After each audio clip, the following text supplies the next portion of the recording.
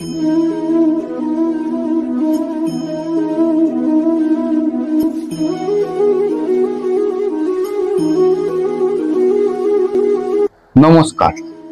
আজকে আলোচনা করব মকর রাশি নিয়ে। বিগত কয়েকটি বছর ধরে মকর রাশি সাড়ে সাথে চলেছে। মকর রাশি জাতক জাতিকারা বিগত কয়েকটি বছর ধরে মানসিক চিন্তা, দুশ্চিন্তা, হতাশার মধ্যে ছিল। তাদের সেই সমস্যা মিটেছে। 2025 সালের আগস্ট মাস মকর রাশি জাতক জাতিকাদের কেমন যাবে সে বিষয়ে বিস্তারিত আলোচনা করব। মকর রাশির অধিপতি হলো শনি। মকর রাশিতে 3টি নক্ষত্র থাকে। 3টি নক্ষত্র কি কি থাকে? ওখানে থাকে হচ্ছে শোভনা থাকে, উত্তর ভাদ্রপদ থাকে এবং ধনিষ্ঠা থাকে, মঙ্গলের নক্ষত্র থাকে।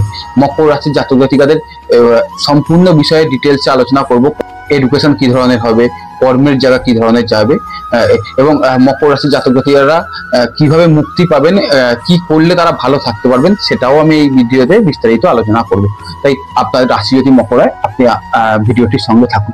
দেখুন, মকর রাশি, বর্তমানে মকর রাশির অধিপতি হলো শনি। এই শনি কোথায় অবস্থান করছে? রাশি থার্ড হাউসে অবস্থান করছে। থার্ড হাউস মানে কোথায়?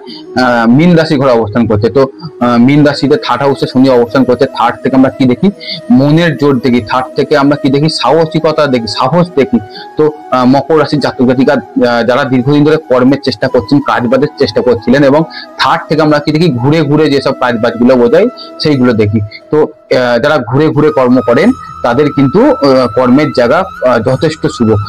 বিগত কয়েকটি বছরের তুলনায় তাদের কিন্তু কর্মের জায়গায় ভালো ফল আসতে চলেছে। থার্ড হাউস থেকে আমরা কি দেখি? ভাই বোনের সম্পর্ক দেখি। তাই পরিবারের প্রতি, ভাই বোনের প্রতি দায়িত্ব কিন্তু আগস্ট মাসে বাড়তে পারে এবং ধীরে ধীরে কিন্তু আপনারা উন্নতির দিকে যাবেন। অর্থাৎ আপনারা যারা সমস্যার মধ্যে ছিলেন তারা ভালো ফল পেতে চলেছে।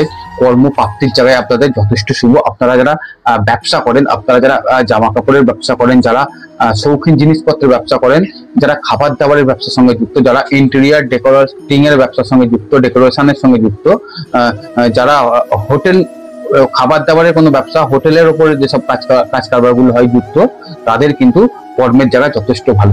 যারা মাংসের দোকান করছেন, রাশির ওপরে রাহু অবস্থান করছে, হঠাৎ করে প্রাপ্তির সম্ভাবনা, ফাটকা পথে অর্থনৈতিক উন্নতির যোগ কিন্তু মকর রাশির জাতক জাতিকাদের কিন্তু এই আগস্ট মাসের পর থেকে আসতে চলেছে। যদিও থার্ড হাউসের অধিপতি বৃহস্পতি ষষ্ঠ ভাবে বসে আছে। ষষ্ঠ থেকে আমরা কি দেখি? চাকরি বাকরি দেখি। তো ষষ্ঠ ভাবে বৃহস্পতি কিন্তু পজিটিভ রেজাল্ট দেবে। কবে থেকে দেবে? বৃহস্পতি এতদিন ছিল কোথায় ছিল? আদ্রা নক্ষত্রে, রাহু নক্ষত্রে অবস্থান করছিল। বৃহস্পতি কিন্তু রাহু নক্ষত্রে খুব একটা ভালো ফল দেয় না। তাই বৃহস্পতি 13ই আগস্টের পরে কি করছে? পুনর্বসু নিজের নক্ষত্রে ফিরে আসছে, দারুণ ফল দিতে চলেছে।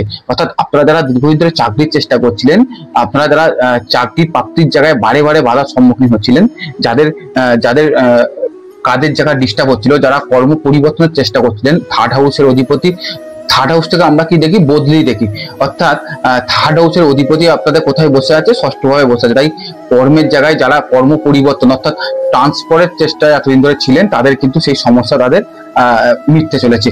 আপনার রাশি যদি মকর হয় এবং বৃহস্পতি যদি আপনার জন্মচারের শুভ অবস্থানে থাকে বা বৃহস্পতি নবতরা চক্রে ভালো তারা পায়, আপনারা কিন্তু কর্মের জায়গায়, কর্মপ্রাপ্তির জায়গায় কিন্তু যথেষ্ট ভালো, যথেষ্ট শুভ ফল আপনাদের জন্য আসতে চলেছে।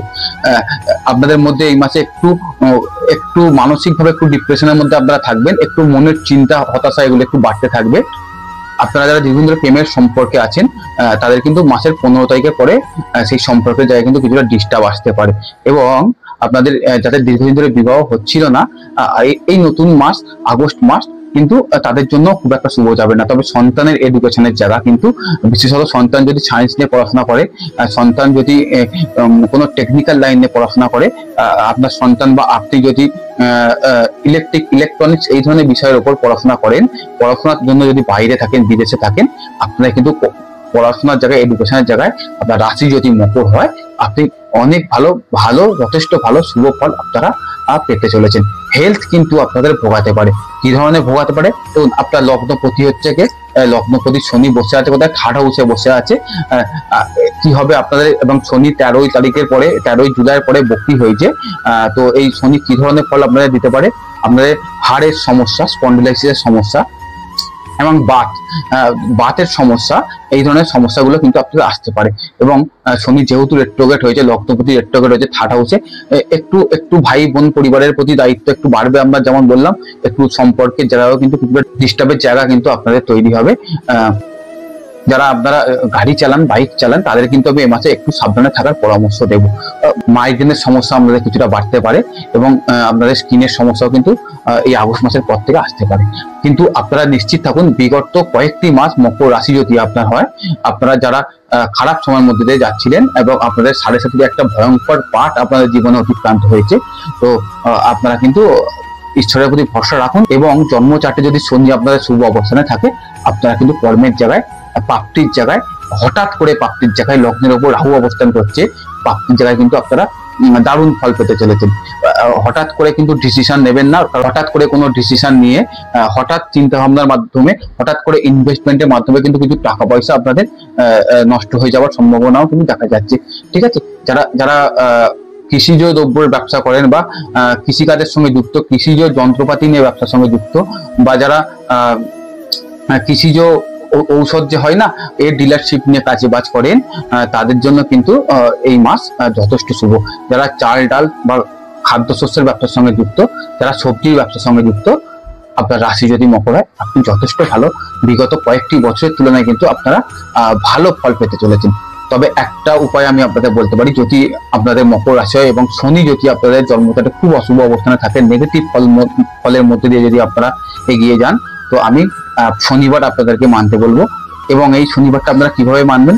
প্রতি শনিবার যে কোনো শনি মন্দিরে যাবেন, সেখানে গিয়ে 8টা ধূপকাঠি নেবেন, 8টা বাতি নেবেন, 8 টাকা খুচরো নেবেন এবং সেখানে গিয়ে শনি মন্দিরে দান করুন। এবং ওখানে শনি মন্দিরে বসে আপনারা ওম সাং শনিশ্চরায় নমঃ এই মন্ত্রটি 108 বার পাঠ করুন। প্রত্যেক শনিবার আপনারা এটা করতে থাকুন এবং সর্ষের তেলের প্রদীপ কিন্তু আসার সময় আপনারা জ্বালিয়ে দিয়ে আসবেন। এই টোটকাটি আপনারা করতে থাকুন। আমি নিশ্চিত ভাবে বলতে পারি, দায়িত্ব নিয়ে বলতে পারি, আপনার রাশি যদি মকর হয়, আপনারা বিগত 6-7টা বছর ধরে যে মানসিক যন্ত্রণা, হতাশার মধ্যে ছিলেন, সেখান থেকে বেরিয়ে আসবেন। এবং এই 2025 সালের ভালো টাইম আপনাদের জন্য চালু হয়েছে। যদিও শনি 138 দিন বক্রি থাকবে, তবুও আমি দায়িত্ব নিয়ে বলতে পারি, আপনাদের কিন্তু অনেকটা ভালো শুভ সময় আপনাদের জীবনে আসতে চলেছে। তাই সকলে ভালো থাকুন, সুস্থ থাকুন এবং ঈশ্বর সকল মকর রাশি জাতক জাতিকাকে ভালো ফল দান করুন। ঈশ্বরের কাছে আমি এই প্রার্থনা করি। নমস্কার।